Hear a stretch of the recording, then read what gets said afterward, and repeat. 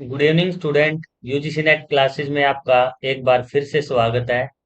आज हम paper one का जो हमारा यूनिट है, पीपल डेवलपमेंट एंड इन्वायरमेंट, तो इसके बारे में पढ़ेंगे। ये आज हमारी फर्स्ट क्लास है इस यूनिट की।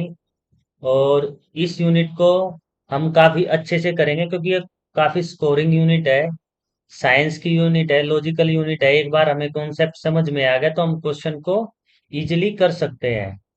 तो हमारी जो यूनिट रहेगी, ये भी बाकी यूनिटों की तरह है, 5 मार्क्स की है। सॉरी, 5 क्वेश्चन है इसमें।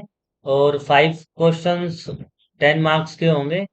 और बेसिकली हमारे इसमें से जो 3 क्वेश्चन होते हैं वो थ्योरी से होते हैं, जो हम थ्योरी पढ़ते हैं।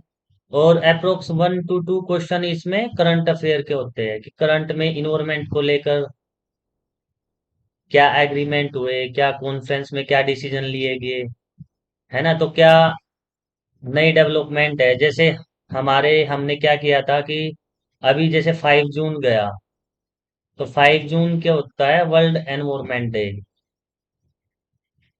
तो इसकी क्या थीम थी, ये सारी चीजें हम अपनी पढ़ेंगे। तो सबसे पहले हम बेसिक से शुरू करेंगे। तो एक से या दो क्वेश्चन, 1 और 2 क्वेश्चन इसमें करंट से रिलेटेड होते हैं, जो करंट अफेयर के, जो रिसेंट डेवलपमेंट हुई है, कॉन्फ्रेंस हुई है एनवायरनमेंट को लेके। और 3 क्वेश्चंस हमारे बेसिकली थ्योरी से होते हैं, जो थ्योरी हम पढ़ेंगे। तो हम कोशिश करेंगे जब हमारा ये सिलेबस कंप्लीट हो जाएगा तो हम 5 के 5 क्वेश्चन करने में कैपेबल होंगे। Good evening everyone. ठीक है।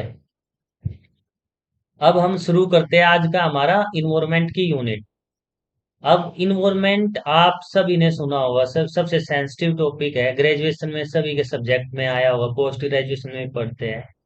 हम बचपन से अपनी जो स्कूल लेवल की क्लासेज है उसमें भी इन्वायरमेंट डे को सेलिब्रेट करते हैं। और हम जब भी इन्वायरमेंट डे आता है, इन्वायरमेंट डे से रिलेटेड बात होती है, तो हम क्या है कि बेसिकली पेड़ लगाने की बात तो होती है कि हमें ज्यादा से ज्यादा पेड़ लगाने चाहिए, है ना।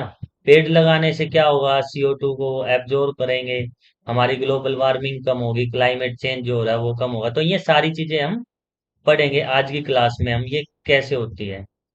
ठीक है। तो आपका जो भी डाउट हो, जो भी क्वेश्चन हो, तो उसी टाइम आप कमेंट करके पूछ लीजिएगा। तो स्टार्टिंग करते हैं हम हमारी इन्वॉल्वमेंट से। जो हमारी इन्वॉल्वमेंट टर्म है वो कहाँ से डिराइव हुई, तो फ्रेंच वर्ड है इन्वॉर्नर। तो हमारी इन्वॉल्वमेंट की टर्म फ्रेंच वर्ड इन्वॉल्वमेंट से डिराइव हुई, जिसका मतलब होता है टू सराउंड। मतलब इन्वॉल्वमेंट का मतलब है कि ये आइडेंटिटी है, और इसके सराउंडिंग्स में जितनी चीजें है उसको हम इन्वॉल्वमेंट बोलते हैं। हम बेसिकली आम बोलचाल भाषा में भी कहते हैं ना कि आपका इन्वॉल्वमेंट कैसा है। अगर आपका इन्वॉल्वमेंट अच्छा होगा तो आपका डेवलपमेंट अच्छा होगा, आपकी हैबिट्स अच्छी डेवलप होगी। तो इन्वॉल्वमेंट काफी चीजें डिसाइड करता है। एक इन्वॉल्वमेंट एक ऐसा वर्ड है जो हम आम बोलचाल की भाषा में अपने आसपास की दिनचर्या की जो भाषा है उसमें यूज करते हैं कि आपका इन्वॉल्वमेंट कैसा है। जैसे कोई हमने सीड लगाया, पेड़ लगाया, अगर उसका इन्वायरमेंट अच्छा होगा, उसमें अच्छा खाद पानी फर्टिलाइजर वाटर और सोइल के जो न्यूट्रिएंट्स है उसको टाइम पे मिलेंगे तो टाइमली ग्रो करेगा। इसी तरीके से हमारे बिहेवियरल डेवलपमेंट में भी होता है कि इन्वायरमेंट अच्छा होगा तो बिहेवियर अच्छा ही होगा। तो जो इन्वायरमेंट की टर्म थी हमारी, ये सबसे पहले डिराइव हुई फ्रेंच वर्ड से, और जिसका मतलब है इन्वॉर्नर। ठीक है। जिस जिस वर्ड से आया है उसका मतलब होता है टू सराउंड, मतलब हमारे आसपास जो है वो सब इन्वायरमेंट में कंसीडर करते हैं।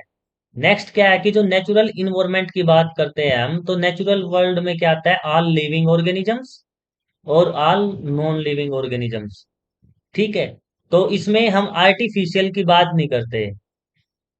तो नेचुरल जब इन्वायरमेंट की हम बात करेंगे तो सिर्फ हम नेचुरल जो इन्वायरमेंट हमारे आसपास क्रिएट है, जो हमारे आसपास का वातावरण है, पर्यावरण है, तो उसी की हम बात करेंगे। तो इसमें ऑल लिविंग और ऑर्गेनिज्म, जब लिविंग ऑर्गेनिजम्स की बात करेंगे इसमें, तो हम उसको बोलते हैं बायोटिक। ठीक है। नॉन लिविंग ऑर्गेनिजम्स को बोलते हैं एबायोटिक। तो इसमें सबसे इंपॉर्टेंट क्या होता है कि सबसे इंपॉर्टेंट होता है कि हमें वर्ड्स को याद रखना है, हम अपने जो पॉइंट है, डॉट्स है, वो कनेक्ट करने हैं। तो हमें इसमें वर्ड्स याद करने की, लिविंग ऑर्गेनिजम्स को क्या कहते हैं, बायोटिक, नॉन लिविंग को क्या कहते हैं, एबायोटिक। या इन्वायरमेंट से रिलेटेड जितनी भी टर्मिनोलॉजी आएंगी वो आपको याद करनी है।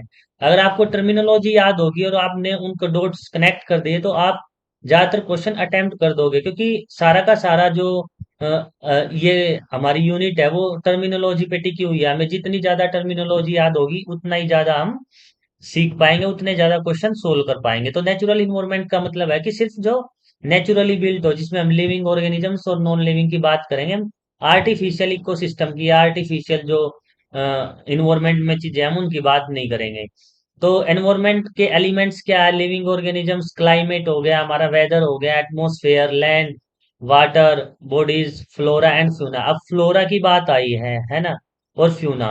अब ये दो वर्ड आए हैं तो ये भी बहुत बार पूछे जाएंगे। फ्लोरा का मतलब होता है प्लांट से रिलेटेड, और फ्यूना का मतलब होता है एनिमल से रिलेटेड। जो बाकी लिविंग ऑर्गेनिजम्स बच गए प्लांट्स को छोड़कर, जो एनिमल किंगडम में आएंगे जितने भी, तो एनिमल्स को हम फ्यूना बोलते हैं और फ्लोरा बोलते हैं प्लांट्स को। तो ये साइंटिफिक नेम हमें याद रखना है, ये इंपॉर्टेंट होंगे हमारे एग्जाम पॉइंट ऑफ व्यू से। ठीक है, ये आया समझ में। और इन्वायरमेंट का हमें पता तो है ही कि इन्वायरमेंट में हम क्या करते हैं कि इनके इंटरेक्शंस के बारे में ही पढ़ेंगे, जो भी स्टडी होगी हमारी लिविंग थिंग्स की और नॉन लिविंग थिंग्स की। तो इन्वायरमेंट हमारी लाइफ में एक वाइटल रोल तो प्ले करता ही है अर्थ पे। अब जैसे जैसे इन्वायरमेंट हमारा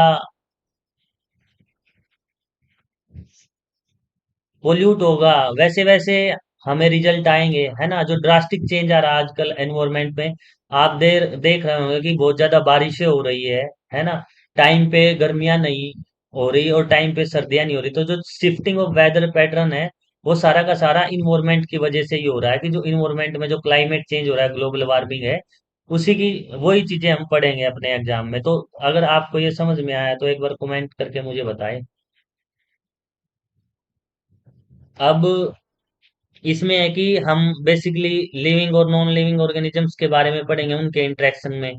और इसमें जो वाटर में जो हमारी लाइफ है उसको भी स्टडी करेंगे हम, जो अर्थ पे है उसको भी स्टडी करेंगे, जो एयर में है उसको भी स्टडी करेंगे, और जो बिलो द अर्थ है उसको भी स्टडी करेंगे। जो जो थिंग्स हमारे अराउंड होते हैं वो सब इन्वायरमेंट का पार्ट है। तो ये इमेज आप देख सकते हो कि इसमें फील्ड है ना, प्लांट्स है। तो इन्वायरमेंट में सारी चीजें आते हैं। इन्वायरमेंट सिर्फ प्लांट से रिलेटेड चीज नहीं है, इन्वायरमेंट में दोनों चीजें आएंगी, हमारी फ्लोरा भी और फ्यूना भी। मतलब कि हमारा लिविंग ऑर्गेनिजम्स भी और नॉन लिविंग ऑर्गेनिजम्स भी। ठीक है, हम वाटर की, एयर की, लैंड की, माउंटेन्स की, इन सब की स्टडी करेंगे हम इसमें। ठीक है।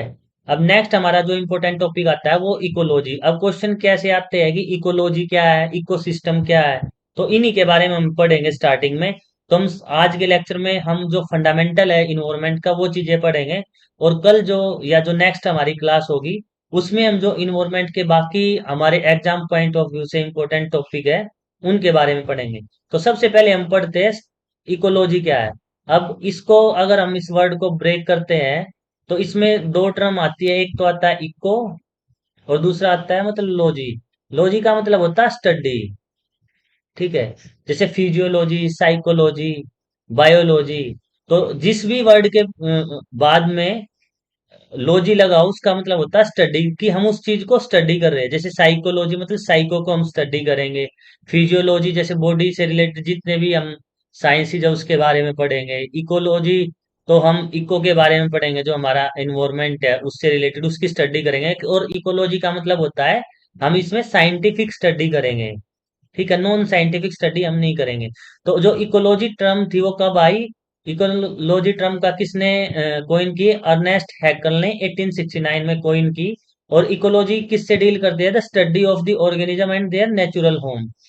तो इकोलॉजी का मतलब है कि हम स्टडी करते हैं लिविंग ऑर्गेनिजम्स की और नॉन लिविंग ऑर्गेनिजम्स की। तो इकोलॉजी क्या है कि ecology is the scientific study of interaction between organisms and their environment.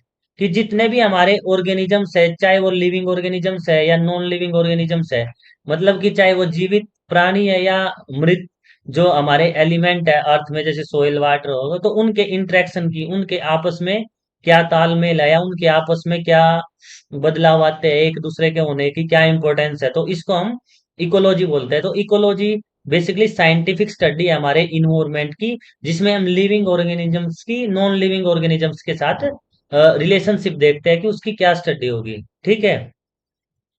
तो इकोलॉजिस्ट होते हैं वो क्या इन्वेस्टिगेट करते हैं, वो करते हैं कि कैसे जो ऑर्गेनिजम्स है वो इंटरेक्ट करते हैं विद ईच अदर। तो इसमें वो क्या देखते हैं, with their physical surroundings, with their non living factors, survival, growth and reproduction. तो ecology define as the study of ecosystem. तो इकोलॉजी कई बार स्टेटमेंट में ऐसे डायरेक्ट लाइन आ जाते हैं कि बताओ कि ये लाइन ट्रू है या फॉल्स है। तो इकोलॉजी क्या है, स्टडी है किसकी, इकोसिस्टम की। इकोसिस्टम क्या है उसको अभी हम समझेंगे। इकोसिस्टम होता है कि जिसमें हम रहते हैं, जिस जगह हम रहते हैं, है ना, जैसे डेजर्ट है या वाटर का इकोसिस्टम है, अलग अलग तरीके के इकोसिस्टम है।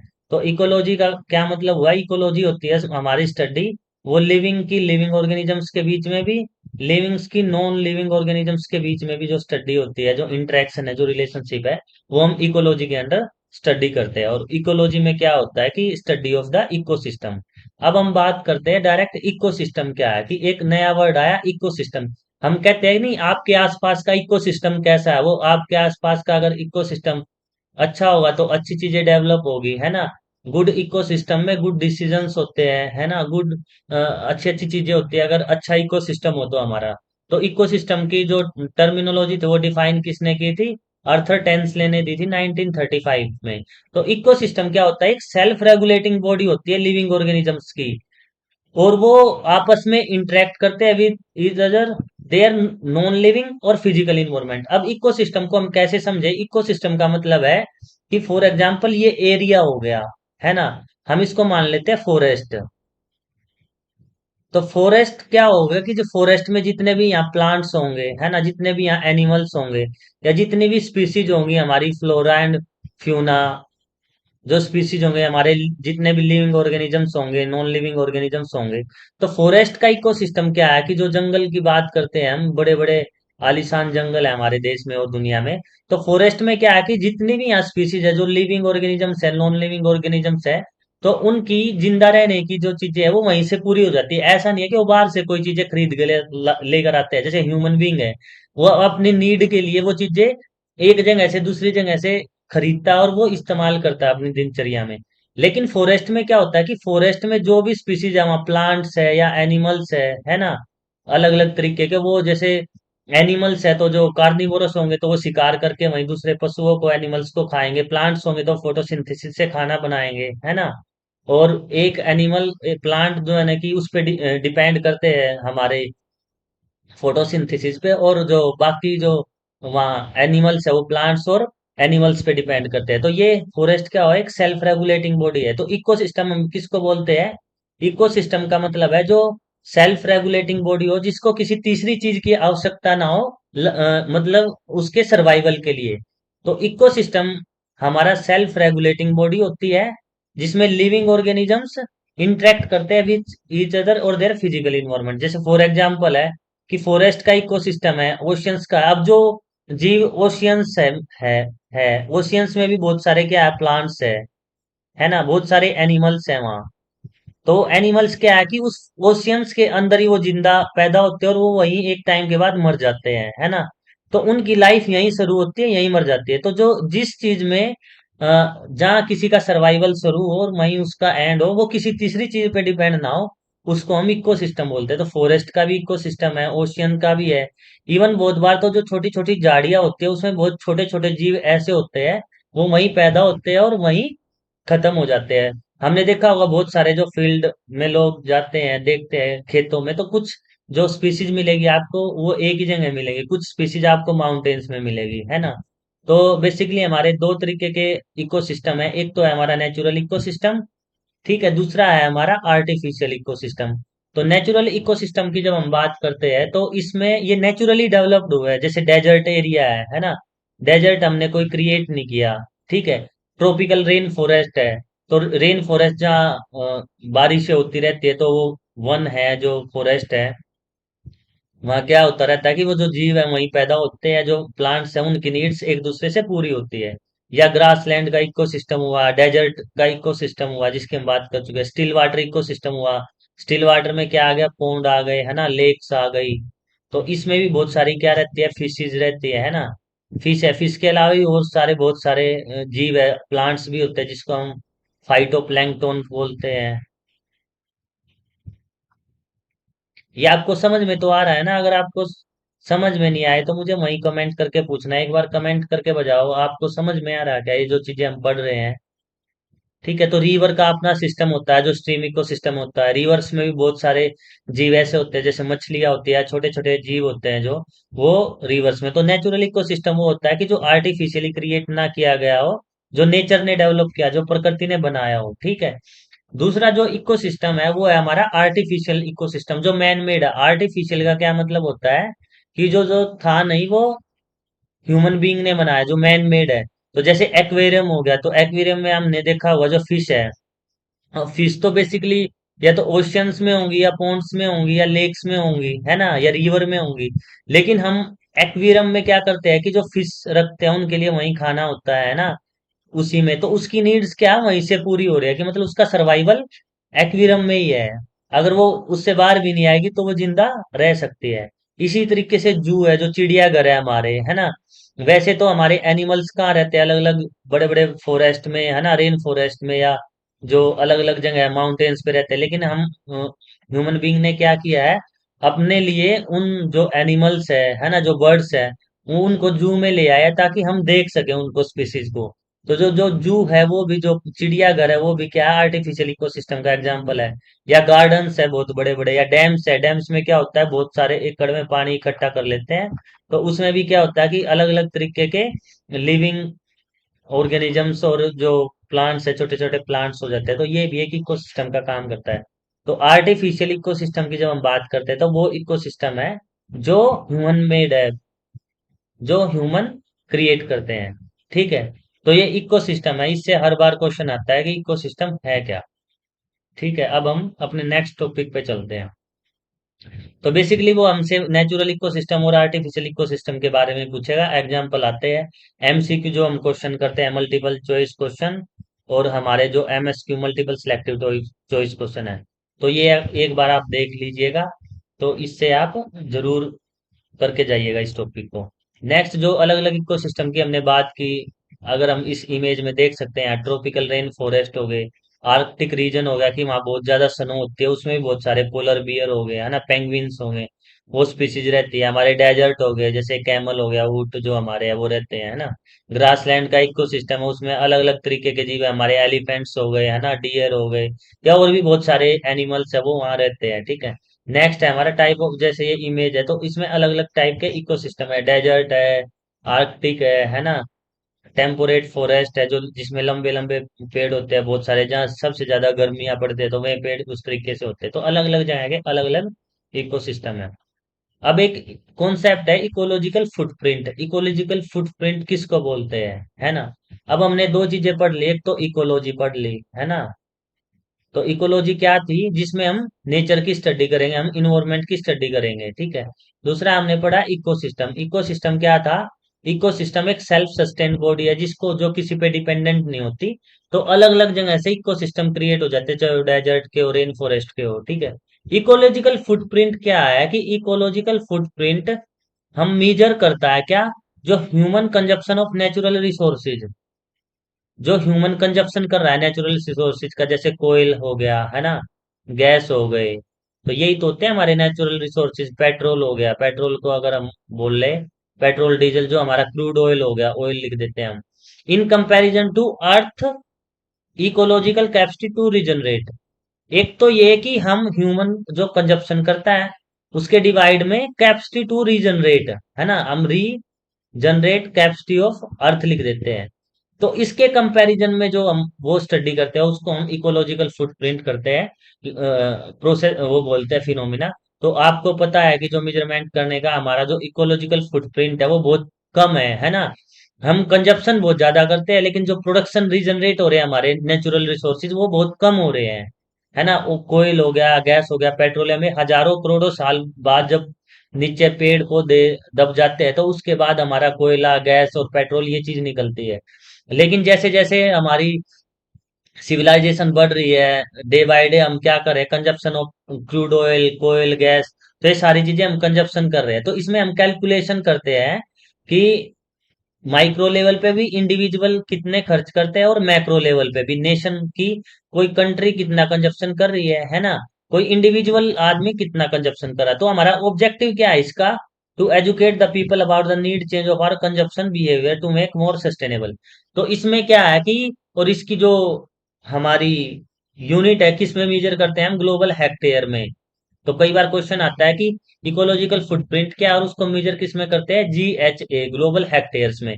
तो ये हम करते क्यों है, ताकि हमारी कंजप्शन हैबिट बदले, कि जितना हम कंजप्शन कर रहे हैं नेचुरल रिसोर्सेज का, और जिसके मुकाबले प्रोडक्शन हो रहा है वो बहुत कम हो रहा है, जो कंजप्शन जो रीजनरेट हो रही है, तो हम सस्टेनेबल डेवलपमेंट के तरीके से जो ट्रेडिशनल सोर्सेज से, मतलब रिन्यूएबल, नॉन रिन्यूएबल सोर्सेज से हम रिन्यूएबल रिसोर्सेज पे चले जाएं। रिन्यूएबल रिसोर्सेज कौन से है, जो दोबारा पुनरुत्पादित कर सकते हैं, जैसे हमारा वाटर एनर्जी हो गई है ना, हमारा सोलर हो गया, विंड एनर्जी हो गई, है ना। ये सारे के सारे हमारे क्या है, रिन्यूएबल एनर्जी सोर्सेज है ना। तो ये हमारे कोयल गैस, ये हमारे क्या है, नॉन रिन्यूएबल सोर्सेज एनर्जी है। तो नॉन रिन्यूएबल मतलब परंपरागत और गैर परंपरागत, अगर मैं हिंदी में बात करूं, तो ये परंपरागत स्रोत है हमारे एनर्जी के, और ये हमारे रिन्यूएबल, हमारे गैर परंपरागत है। ठीक है। तो सॉरी, ये गैर परंपरागत है। तो जो रिन्यूएबल एनर्जी सोर्सेज है, मतलब रिन्यूएबल का मतलब है कि जो दोबारा उससे एनर्जी निकाल सके हम, तो वो चीजें यूज करनी चाहिए। तो इकोलॉजिकल फुटप्रिंट बेसिकली हमारी जो कंजप्शन हैबिट है नेचुरल रिसोर्सेज की, उसको चेंज करने के लिए, ताकि आने वाली जो पीढ़ियां उनके लिए भी नेचुरल रिसोर्सेज बच सके। ठीक है। अब नेक्स्ट हमारा टॉपिक आता है इकोटोन। इकोटोन क्या है, इससे भी बहुत बार क्वेश्चन आता है, डायरेक्टली पूछते हैं इकोटोन क्या है। अब मैंने इकोसिस्टम बताया था, फॉर एग्जांपल ये कोई एक इकोसिस्टम हो गया, मान लिया ये हो गया सी, है ना, समुंदर हो गया। और ये हमारा, इसके बाहर क्या होता है, ज्यादातर समुद्रों के पास में क्या होता है, फॉरेस्ट हो गया, है ना। तो ये दोनों अलग अलग इकोसिस्टम है, फॉरेस्ट एक अपना इकोसिस्टम है फॉरेस्ट का, ठीक है, और हमारा सी का अपना इकोसिस्टम है। ठीक है।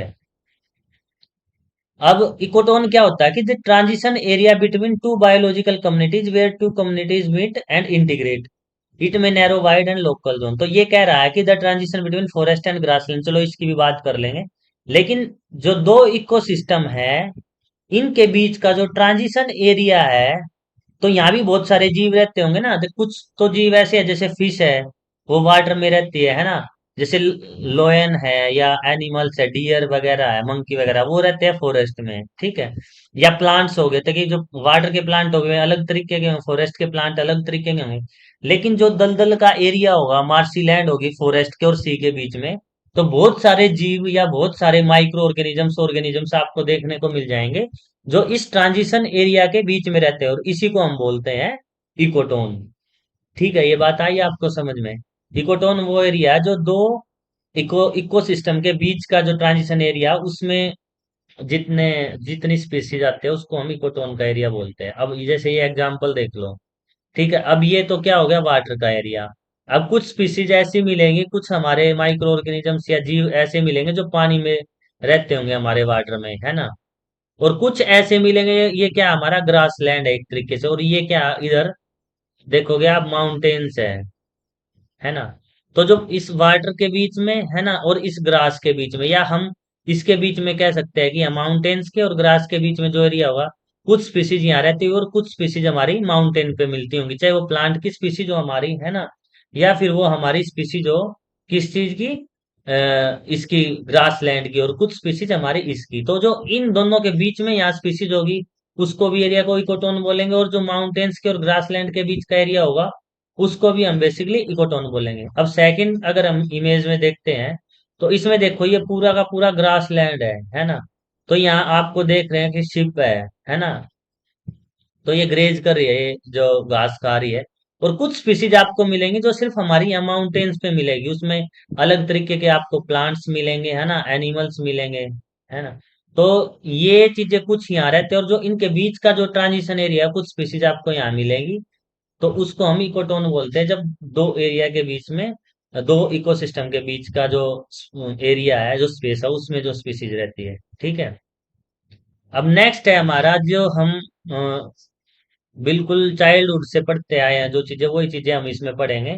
तो हमें यहाँ पढ़ना है कि बायोटिक ऑर्गेनिजम्स क्या होते हैं। तो दो चीजें हमने पढ़ी, बायोटिक और एबायोटिक। ठीक है।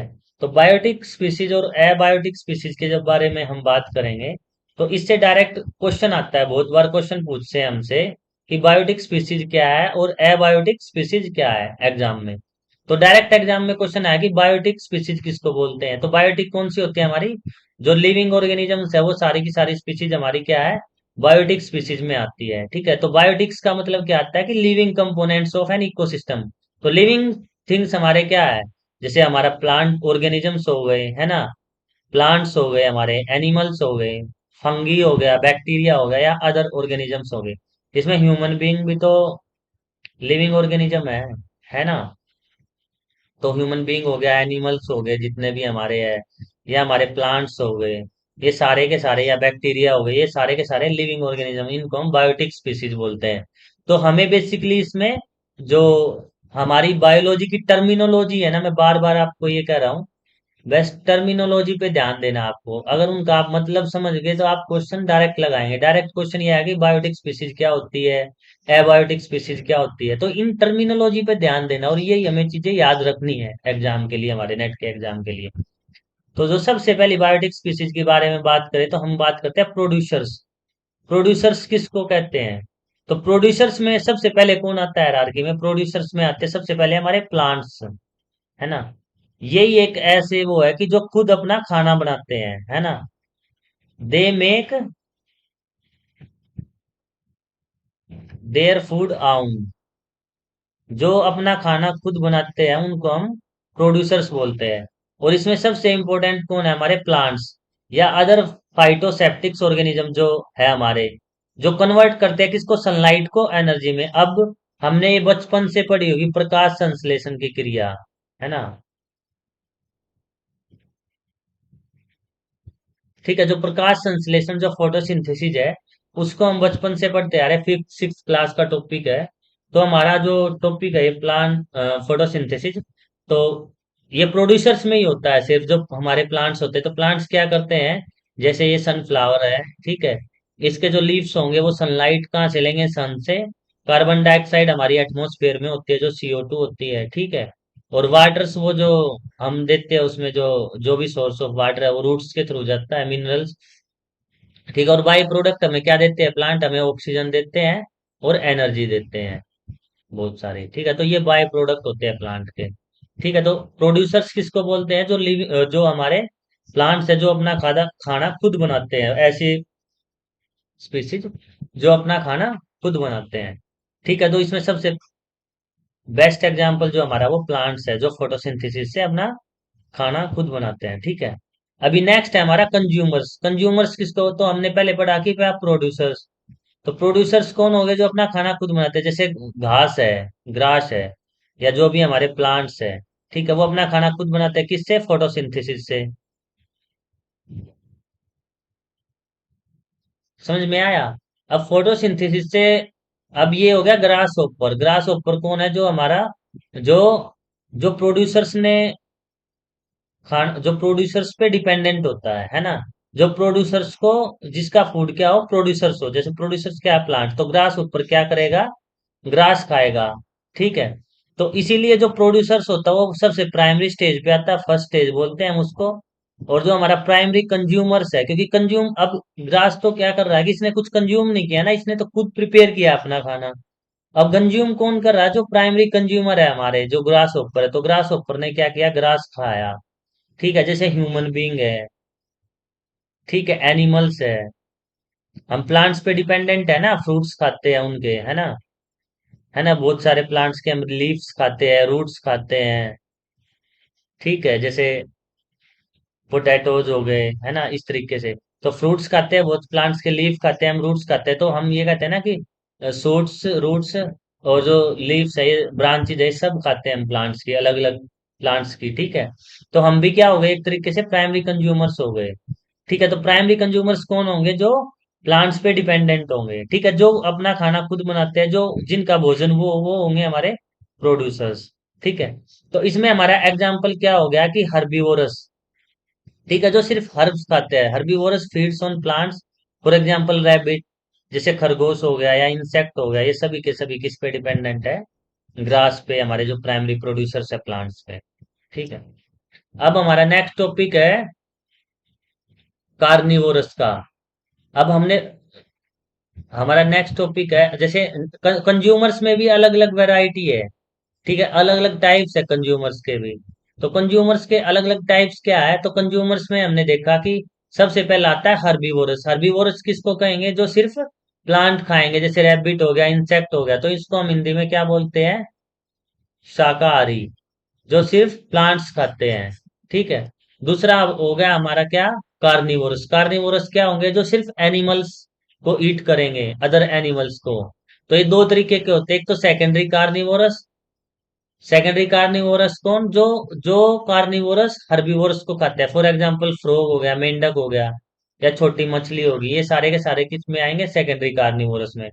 और टर्सरी कार्निवोरस में क्या आएगा, तो इसको हम मांसाहारी बोलते हैं, है ना, मांसाहारी जीव। हिंदी की अगर बात करूं मैं, तो मांसाहारी जीव जो होते हैं।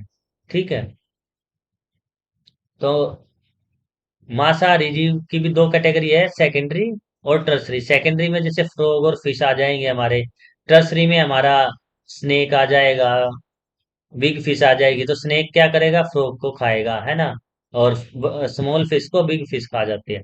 और ओमनिवोरस किसको बोलते हैं, जो सर्वाहारी हो, उसको क्या बोलते हैं, जो सभी चीजें खाता है, जो दोनों चीजें खाता है, जो प्लांट्स भी खाता हो और एनिमल्स भी खाता हो। तो ऐसा एग्जाम्पल क्या है, ह्यूमन बींग्स, रैट्स जो चूहे हैं, और मैनी अदर स्पीसीज जो बर्ड्स की है, जैसे कैट भी है ना। बिल्ली क्या करती है, वो प्लांट्स भी खाती है ना, और एनिमल्स भी खाती है। जैसे एनिमल्स में क्या आ गए हमारे, रेट्स चूहे आ गए, तो बिल्ली चूहे खाती है। ठीक है। तो ह्यूमन बींग्स हो गए, ये एग्जांपल हो गए ओमनिवोरस के। अब एग्जाम में आपसे क्या पूछेगा, डायरेक्ट वो पूछ लेगा कि प्रोड्यूसर्स के एग्जांपल दे देगा, इसमें से प्रोड्यूसर्स बताओ। प्रोड्यूसर्स में फर्दर वो पूछ लेगा हर्बीवोरस के बारे में बताओ, कार्निवोरस के बारे में बताओ, ओमनिवोरस के। तो ये बहुत इजी टॉपिक है ये। आज हम थोड़ा बेसिक्स करेंगे, कल इससे आगे जो हमारा है वो करेंगे हम। तो ये काफी इंपॉर्टेंट है ये क्लास, आप देखोगे तो आपकी टर्मिनोलॉजी क्लियर हो जाएंगी। ठीक है।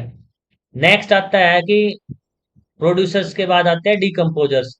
अब प्रोड्यूसर्स तो वो हो गए ना, जिन्होंने प्रोड्यूस किया प्लांट वगैरह, और डिकम्पोजर क्या हो गया, कि जो हमारा ऑर्गेनिक मटेरियल है सारा का सारा, है ना, तो उसको क्या करेंगे, डिकम्पोज करेंगे, जो उसको ईट करेंगे, है ना, ऑर्गेनिक मटेरियल को ईट करेंगे, तो उनको बोलते हैं हम डिकम्पोजर्स। और डिकम्पोजर्स भी क्या होते हैं, हमारे माइक्रो ऑर्गेनिजम्स होते हैं। जो ऑर्गेनिक मैटर क्या है, हमारा लीफ है। तो बेसिकली हमारा प्लांट्स है ना ऑर्गेनिक मैटर्स।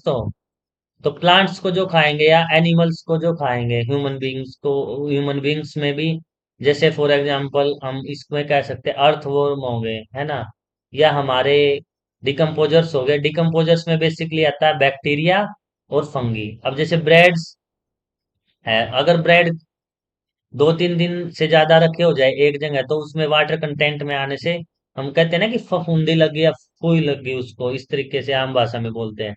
तो हम बेसिकली बोलते हैं कि उसको फंगी लग गई। तो फंगी क्या करता है, ऑर्गेनिक मैटर को, जो हमारा ब्रेड है, जो प्लांट या उससे बना है, या वीट से बना है ना, या मैदे से बना है, तो वो क्या करेगा, वो डिकम्पोज कर देगा, वो उसको इनऑर्गेनिक मटेरियल में कन्वर्ट कर देगा। मतलब नॉन लिविंग ऑर्गेनिजम्स की जो श्रेणी होती है उसमें वो कन्वर्ट कर देगा ऑर्गेनिक से। ठीक है। ऑर्गेनिक कंपाउंड, ऑर्गेनिक प्लांट वो होते हैं जो जो हमारे प्लांट से, है ना, नेचुरल प्रोडक्ट से बने होते हैं। ठीक है। तो डिकम्पोजर्स कौन है, जो ब्रेक डाउन कर दे ऑर्गेनिक मैटर को इनऑर्गेनिक कंपाउंड में। ठीक है। अब नेक्स्ट है कि they play very important role converting essential nutrients. तो जो प्लांट्स होता है हमारा, उसमें जो न्यूट्रिएंट्स आते हैं वो कहाँ से आते हैं, जो रूट्स के थ्रू। तो यहाँ बहुत सारे क्या होते हैं कि डिकम्पोजर्स होते हैं, वो जो जमीन में हम खाद वगैरह डालते हैं उसको डिकम्पोज करके वो न्यूट्रिएंट्स वगैरह प्लांट्स को, या खेतों में जो हम खाद डालते हैं वो प्रोवाइड करते रहते हैं। ठीक है। और इसका एग्जाम्पल बैक्टीरिया और फंगी है। जैसे राइबोसोम्स बैक्टीरिया जो होता है वो न्यूट्रिएंट्स देता है। हम बोलते हैं ना कि प्लांट्स में जो न्यूट्रिएंट्स मिलते हैं वो किससे मिलते हैं, राइबोसोम्स, जो बैक्टीरिया उससे। ठीक है। नेक्स्ट हमने क्या पढ़ा था, ये हमने बायोटिक कंपोनेंट्स पढ़े थे, हमने लिविंग ऑर्गेनिजम्स की बात की थी। ठीक है। अब हम क्या बात करेंगे, हम इसके बारे में समझेंगे जो हमारे एबायोटिक कंपोनेंट है हमारे नेचर में। हम बेसिकली इन्वायरमेंट पढ़ रहे हैं आज, है ना। इन्वायरमेंट का जितने भी एलिमेंट है ना, उनको स्टडी कर रहे हैं कि कौन कौन सी चीजें हैं इन्वायरमेंट की। तो हमारा एबायोटिक जो कंपोनेंट है, उसमें नॉन लिविंग थिंग्स को बोलते हैं हम, जितने भी निर्जीव चीजें हैं, है ना, जो निर्जीव चीजें हैं उनको हम एबायोटिक कंपोनेंट बोलते हैं इंग्लिश में। तो एबायोटिक कंपोनेंट में कैसे आ गए, क्योंकि इकोसिस्टम के बारे में मैंने बात की थी, तो इकोसिस्टम तो दोनों चीजों से मिलके बना हुआ है ना, living plus non living things. ठीक है, तो इसको हिंदी में बताऊं तो मैं सजीव प्लस निर्जीव। ठीक है, तो सजीव और निर्जीव दोनों जो एलिमेंट है इनसे मिलके बना होता है। ठीक है, तो एबायोटिक कंपोनेंट आते हैं नॉन लिविंग थिंग्स में। ठीक, तो एबायोटिक कंपोनेंट्स में हमारे क्या होंगे, जैसे एग्जांपल हमारा क्लाइमेट क्या है, सोइल होगी, हमारी मिट्टी होगी, वाटर हो गया, एयर हो गई, हवा, सनलाइट होगी। तो ये सारे कंपोनेंट किस में आते हैं, ये सारे कंपोनेंट एबायोटिक में आते हैं। तो ये हमारे सारे कितने हो गए, एलिमेंट कौन से हो गए, एबायोटिक एलिमेंट। ठीक है, तो हमने पहले बायोटिक एलिमेंट्स के बारे में पढ़ा। ठीक है, अब हमने एबायोटिक कंपाउंड्स या एबायोटिक एलिमेंट्स के बारे में पढ़ा। ठीक है, और एबायोटिक फैक्टर भी वो होते हैं, जैसे नॉन लिविंग, जैसे विंड हो गई, है ना, हमारी इन्वायरमेंट में इंपॉर्टेंस विंड की भी इतनी है। सनलाइट हो गई, जिससे सनलाइट से क्या होती है, फोटोसिंथेसिस होती है हमारी। ठीक है, सोइल हो गई, ये प्रोडक्शन में काफी मतलब, टेम्परेचर हो गया, भाई किस हीट पे वो होगा, प्लांट उगेंगे, कौन सी फसल आएगी। ठीक है, एटमोसफेयर हो गया, है ना, वाटर हो गया हमारा। तो ये सारे के सारे नॉन लिविंग कंपोनेंट्स हैं हमारे। ठीक है, अभी नेक्स्ट हमारा जो, हमने बायोटिक और एबायोटिक कंपोनेंट्स पढ़ लिए, और हमारे इन्वायरमेंट के लिए दोनों के दोनों इंपॉर्टेंट है। बायोटिक कंपोनेंट भी इंपॉर्टेंट है और एबायोटिक कंपोनेंट भी इंपॉर्टेंट है। और उन्हीं की जो मैंने स्टार्टिंग में जो इकोलॉजी बताया था, इकोलॉजी क्या है, इकोलॉजी हमारा लिविंग, इकोलॉजी क्या है हमारा, ऑर्गेनिजम्स की स्टडी है। ऑर्गेनिजम्स में भी क्या, हमारा लिविंग ऑर्गेनिजम्स और नॉन लिविंग ऑर्गेनिजम्स के रिलेशनशिप की स्टडी है। तो जब हम अब बात करें बायोटिक एबायोटिक, तो हम बोल सकते हैं ना कि इकोलॉजी हमारी क्या है, बायोटिक और एबायोटिक के रिलेशनशिप की स्टडी है। ठीक है, तो इस तरीके से हमें डोट करना। अब और दूसरा हम कह सकते हैं इकोलॉजी क्या हमारा इकोसिस्टम की स्टडी है। उसके बाद हमने इकोसिस्टम पढ़ा अलग अलग। ठीक है, यहाँ तक आया आपको समझ में, मुझे एक बार कमेंट करके बताओ जितने भी कनेक्ट है क्लास में। अभी नेक्स्ट हम पढ़ेंगे फंक्शन ऑफ इकोसिस्टम, कि हमारे इकोसिस्टम का फंक्शंस क्या है। जैसे हर चीज के फंक्शंस होते हैं ना, तो इकोसिस्टम की भी हम बात करेंगे कि हमारा जो इकोसिस्टम है, चाहे वो हमारा फॉरेस्ट इकोसिस्टम हो, है ना, चाहे वो हमारा डेजर्ट का इकोसिस्टम हो, उसके फंक्शंस क्या है। तो बेसिकली जो हमारा इकोसिस्टम होता है उसके अलग अलग फंक्शन होते हैं, जैसे फूड चेन का। ठीक है, उसमें फूड चेन होती है और फूड वेब होती है। तो फूड चेन क्या होती है, sequence of eating and being eaten. तो फूड चेन की अगर हम बात करें, जब हम सबसे पहले बात कर रहे थे कि प्राइमरी कंज्यूमर, सेकेंडरी कंज्यूमर और टर्सरी कंज्यूमर की बात कर रहे थे, कि वो हम आगे उससे पैराग्राफ से समझेंगे। तो फूड चेन में क्या होता है, कि फूड चेन में होता है कि प्लांट्स सबसे पहले आए, प्लांट्स किसने खाया, ग्रास ओपर ने, ग्रास ओपर किसने खाया, फ्रॉग ने, मेंढक ने, फ्रॉग किसने खाया, स्नेक ने, स्नेक किसने खाया, वल्चर ने, है ना, वल्चर या आउल हम कह सकते हैं। ठीक है, या जो और भी बर्ड्स है जो स्नेक खाते हैं, ठीक है, या एनिमल है। तो फूड चेन क्या होता है, फूड चेन एक लीनियर नेटवर्क होता है, जिसमें हम स्टार्ट होता है प्रोड्यूसर से। ठीक है, और उसके बाद कंज्यूमर्स चलता रहता है, एक के बाद एक के बाद एक के बाद कंज्यूमर्स। और फूड वेब किसको बोलते हैं, फूड वेब में होता है कॉम्बिनेशन ऑफ बहुत सारे, जब उसके कॉम्बिनेशन हो, तो फूड वेब क्या होता है, कि बहुत सारी फूड चेन, जो फूड चेन का कॉम्बिनेशन है अलग अलग, उसको हम फूड वेब बोलते हैं। अब हम इससे समझ सकते हैं हमारी फूड चेन में, तो ये काफी इंपॉर्टेंट है हमारे लिए। तो फूड चेन क्या होती है, कि जो हमारे प्रोड्यूसर से लेके कंज्यूमर तक की यात्रा। अब जैसे प्रोड्यूसर हमने किया था, सबसे पहले हमारा ग्रास क्या है, प्रोड्यूसर है, इसने, प्रोड्यूसर क्यों बोलते हैं, क्योंकि इसने फोटोसिंथेसिस से खाना बनाया अपना। ये किसी पे डिपेंडेंट नहीं है, निर्भर नहीं है, है ना, प्लांट्स किसी पे डिपेंड नहीं होते ना, प्लांट्स तो अपना खाना खुद बनाते हैं ना। अब ये ग्रास किसने खाया, प्राइमरी जो कंज्यूमर हो गया हमारा, प्राइमरी कंज्यूमर कौन हो गया हमारा, ग्रास ऊपर। ठीक है, ये इंसेक्ट हो गया। अब इंसेक्ट को किसने खाया, जो सेकेंडरी कंज्यूमर हो गया, तो ये हमारा क्या हो गया, प्राइमरी कंज्यूमर। ये हमारा क्या हो गया, जो बर्ड है, ब्लू बर्ड है, ये किसको खा जाता है, ग्रास ऊपर है, इनको खा जाता है। ठीक है, तो ब्लू बर्ड सेकेंडरी कंज्यूमर हो गया। अब स्नेक आ गया थर्ड पे, तो स्नेक क्या हो गया, स्नेक है हमारा टर्सरी कंज्यूमर। तो स्नेक किसको खा जाएगा, ब्लू बर्ड को। ठीक है, उसके बाद टर्सरी कंज्यूमर से बात आएगा अपेक्स प्रेडेटर, जो सबसे टॉप हायरार्की पे होता है। ये जैसे आउल है हमारा, उल्लू बोलते हैं जिसको हम, तो ये क्या है, स्नेक को खा जाएगा। तो एक तो हमारी फूड चेन क्या होगी कि ग्रास जो हमारा फोटोसिंथेसिस से हमने प्राइमरी कंज्यूमर्स आया था, तो वो ग्रास किसने खाया, ग्रास ऊपर ने, है ना। ग्रास ऊपर किसने खाया, बर्ड ने। ठीक है, बर्ड किसने खाया, फिर स्नेक ने, जो सांप है उसने। उसके बाद आउल ने क्या खाया, स्नेक को खाया। तो ये एक फूड चेन है कि इसमें हम कहाँ से यात्रा कर रहे हैं, प्रोड्यूसर से लेके, और उसके बाद हम लास्ट में कंज्यूमर, है ना, एनथ कंज्यूमर, वो कोई सा भी होता है, फर्स्ट भी, सेकंड भी, थर्ड भी। ठीक है, एक तो ये, दूसरा ये है कि जो प्रोड्यूसर्स है वो डायरेक्ट डिकम्पोजर्स भी खा जाते हैं, जो हमारा ऑर्गेनिक कंपाउंड है। अब ये प्लांट्स को ही तो हम ऑर्गेनिक कंपाउंड बोलते हैं ना, कि भाई ऑर्गेनिक खेती कर लेते हैं उसमें बिना खाद वाली, लेकिन ऑर्गेनिक बेसिकली हमारा जो प्लांट्स है उनको बोलते हैं, प्रोडक्ट्स को। तो ये डिकम्पोजर्स हो गए। डिकम्पोजर्स क्या करेंगे, डायरेक्टली इसको डिकम्पोज कर देंगे, किसमें, एबायोटिक प्रोडक्ट में। एबायोटिक प्रोडक्ट कौन सा होगा, नॉन लिविंग थिंग्स में, है ना।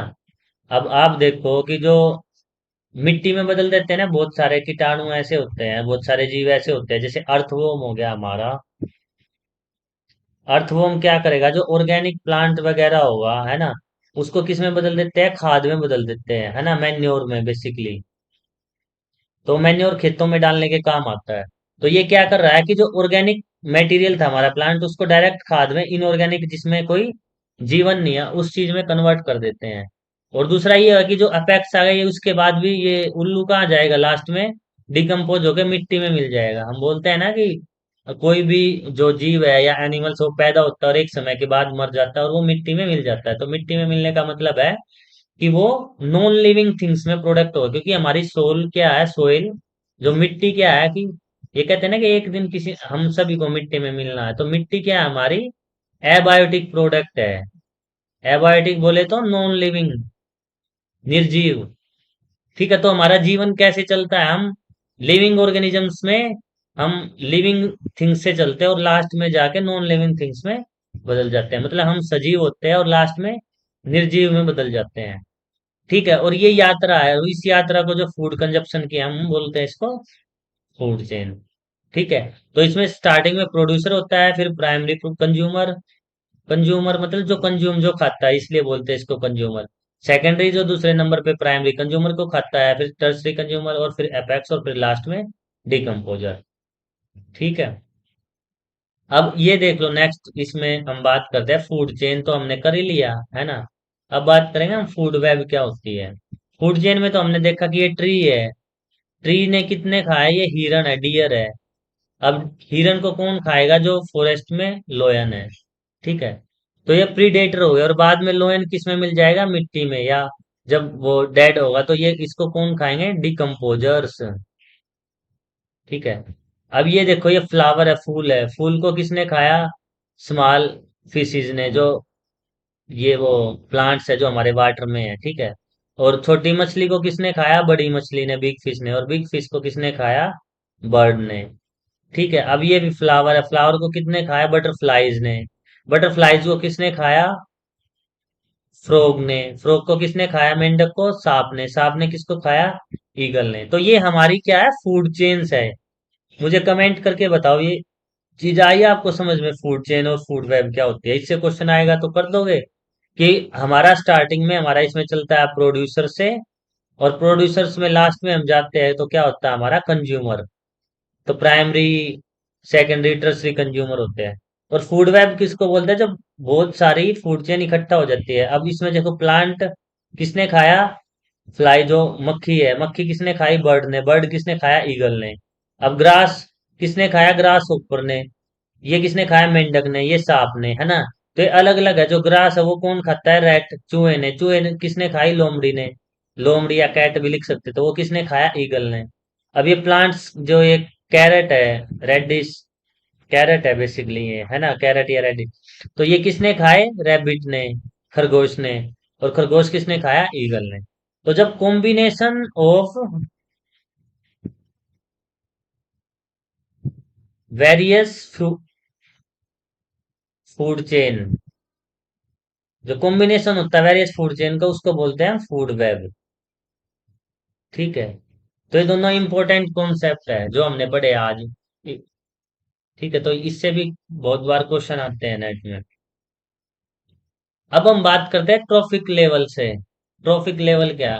अब मुझे लग रहा है कि धीरे धीरे चीजें आपको समझ में आ रही होंगी कि ट्रॉफिक लेवल किसका होगा, जो हमने फूड चेन जो हमारी थी या फूड वेब थी, है ना, फूड चेन में हम पिरामिड बोलते हैं। वो पिरामिड किसके होते हैं हमारे?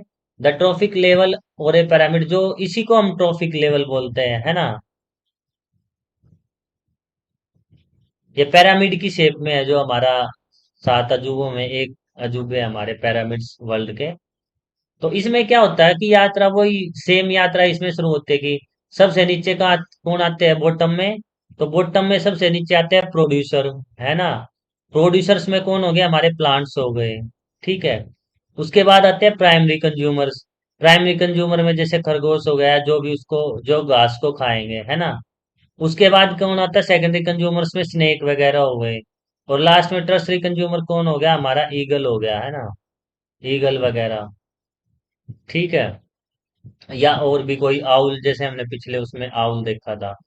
ये जो आउल था फूड चेन में, है ना। तो लास्ट में हमें देखना हो अलग अलग फूड चेन होती है। तो ट्रॉफिक लेवल में क्या होता है कि जो एनर्जी होती है, दो चीजें आप ध्यान से सुनना। तो एनर्जी ट्रांसफर होती है। ये घास अगर ये प्राइमरी कंज्यूमर खाएंगे तो इसकी एनर्जी यहाँ ट्रांसफर हो जाएगी, और इनकी एनर्जी यहाँ ट्रांसफर हो जाएगी, तो इनकी एनर्जी यहाँ ट्रांसफर हो जाएगी। तो ये transfer of energy and mass का कॉन्सेप्ट होता है ट्रॉफिक लेवल का। अब ट्रॉफिक पैरामिड में यही होता है कि इसमें जो 10% एनर्जी ट्रांसफर हो जाती है, जैसे फॉर एग्जांपल कि यहाँ 100 एनर्जी थी फर्स्ट प्रोड्यूसर लेवल पे, तो प्राइमरी कंज्यूमर लेवल पे कितनी जाएगी? 100 का। अब 100 का 10% करो, तो 100 × 10/100, 100 से 100 गया, तो ये कितना आ गया? 10%। तो यहाँ कितना जाएगा? फॉर एग्जाम्पल यहाँ 100 kg था, कोई चीज खाई प्राइमरी कंज्यूमर ने, तो उसकी एनर्जी कितनी ट्रांसफर होगी प्राइमरी कंज्यूमर में? 10 kg के बराबर, है ना। और उसका बाद फर्दर 10%, तो 10 का 10% कितना होगा? 0.1। तो यहाँ 0.1 kg जाएगा, उसके बाद फर्दर 0.01 kg जाएगा। तो इस तरीके से हमारा, क्योंकि 0.1 का जब हम 10% करेंगे, है ना, तो ये भी जीरो नीचे आ जाएगी। तो 10 से 10, तो 2 पॉइंट के बाद लगेगा, तो 0.01। ठीक है। तो इतना। तो इसमें क्या है कि हमारा मास भी क्या होता है? डिक्रीज होता है, और एनर्जी भी क्या होती है? डिक्रीज होती है। तो ट्रॉफिक लेवल में हम यही देखते हैं कि जो हमारे प्रोड्यूसर्स होते हैं, उसके बाद जो प्राइमरी कंज्यूमर खाते हैं, फिर सेकेंडरी, फिर टर्सरी, है ना। उसके बाद लास्ट में जो क्वार्टरी, या फिर हम इसको बोलते हैं जो लास्ट में प्रेडेटर होते हैं, जिस जैसे हमने अपेक्स प्रीडेटर पढ़ा था। तो ये क्या होता है कि एनर्जी और मास ट्रांसफर होता है। तो एनर्जी कितनी जाती है यहाँ? 10% एनर्जी लॉस हो जाती है। 10% यहाँ जाएगा और 10% यहाँ जाएगा, तो इसका मतलब है जो मास है वो भी डिक्रीज होता जाता है, और जो एनर्जी है वो भी डिक्रीज होती जाती है। ये हमारा ट्रॉफिक लेवल और इकोलॉजिकल पैरामिड होते हैं। ठीक है। इसी तरीके से ये जो पैरामिड है, जैसे फॉर एग्जाम्पल देखो, यहाँ 1000 kg हमारी ग्रास थी प्रोड्यूसर्स, वो किसने खाई? तो उसकी एनर्जी कितनी ट्रांसफर होगी यहाँ? 100 kg होगी। उसके बाद 10% कितना होगा? 10 kg। उसका 10% कितना होगा? 1 kg। तो हमारा अ, अगर हम, और इसी को, ये तो होता है हमारे नॉर्मल अपराइट पिरामिड बोलते हैं। और जो कई बार पूछ लेते हैं इन्वर्टेड पिरामिड में, तो इन्वर्टेड पिरामिड में उल्टा होगा कि यहाँ अगर हम मान ले कि, सॉरी, इसमें यहाँ हमारा प्रोड्यूसर 1000 है, तो यहाँ सेकेंडरी में जाएगी 100 और फिर जाएगी 10। तो एनर्जी और मास ऐसे ट्रांसफर होता है। तो इन्वर्टेड में उल्टा होता है, और पिरामिड और हमारा जो अपराइट पिरामिड में इस तरीके से। लेकिन हम इसमें लगाते हैं प्रोड्यूसर सबसे नीचे ही है, ये बातें ध्यान में रखनी है हमारी। ठीक है। तो हमने प्रोड्यूसर्स सबसे नीचे आता है, उसके बाद हायरार्की में ऊपर हर्बीवोर्स हो गए प्राइमरी, और टॉप में हमारे सेकेंडरी कंज्यूमर्स। ठीक है, ये आया समझ में। अब नेक्स्ट टॉपिक है हमारा जो इम्पोर्टेंट है, हर बार एग्जाम में आता है। एक प्रोसेस पूछते हैं आपसे, यूट्रिफिकेशन, कि भाई यूट्रिफिकेशन क्या है। इससे हर बार क्वेश्चन आता है, मोस्ट इंपोर्टेंट टॉपिक है नेट का।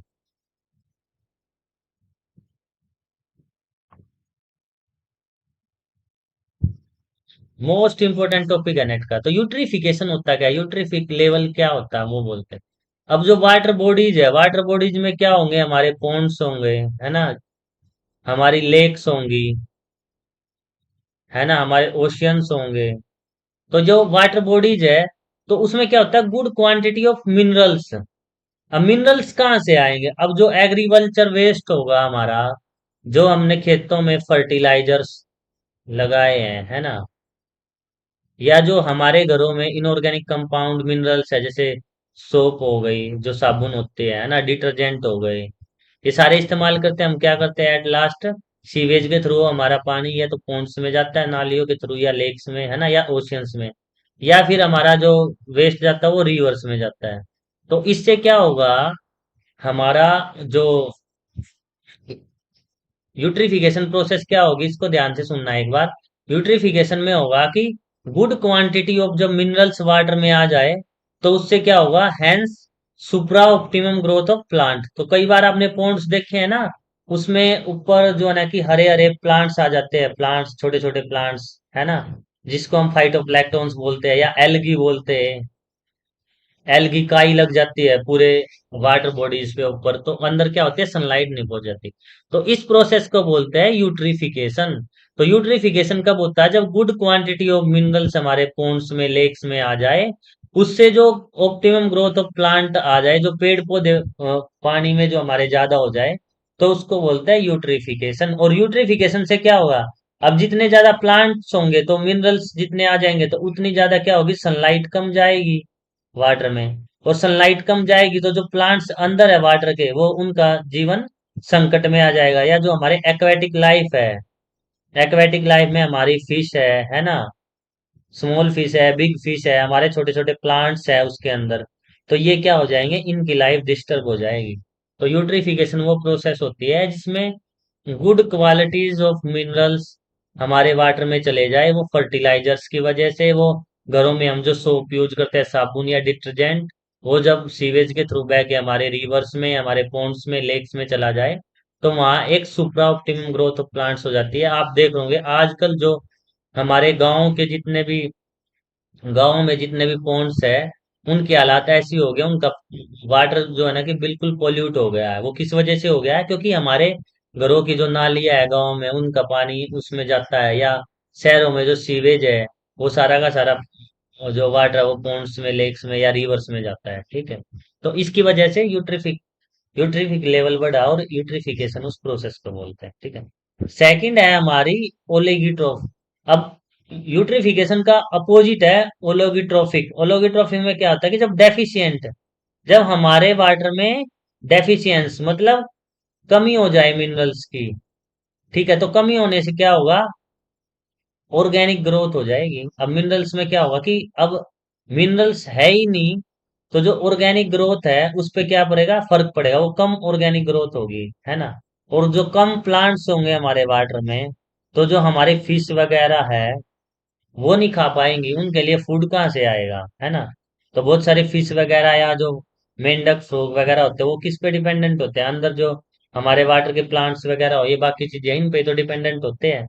तो चाहे हमारे वाटर में ज्यादा हो जाए क्वांटिटी किसकी, मिनरल्स की, या कम हो जाए मिनरल्स की क्वांटिटी, तो ज्यादा हो जाएगी तो क्या होगा, ज्यादा ऑर्गेनिक ग्रोथ होगी प्लांट्स की, जिसकी वजह से एक्वेटिक लाइफ डिस्टर्ब होगी, है ना। और जो कम होगा हमारा मिनरल्स, तो ऑर्गेनिक ग्रोथ बिल्कुल कम होगी, उसकी वजह से भी हमारा जो ऑक्सीजन लेवल है वाटर का, वो मेंटेन नहीं रहेगा। तो दोनों सिचुएशंस में हमारी एक्वेटिक लाइफ डिस्टर्ब होती है। जब वाटर पोल्यूशन पढ़ेंगे हम, तो उसमें इसकी डिटेल स्टडी करेंगे। ठीक है, और थर्ड है हमारा डायस्ट्रोफिक।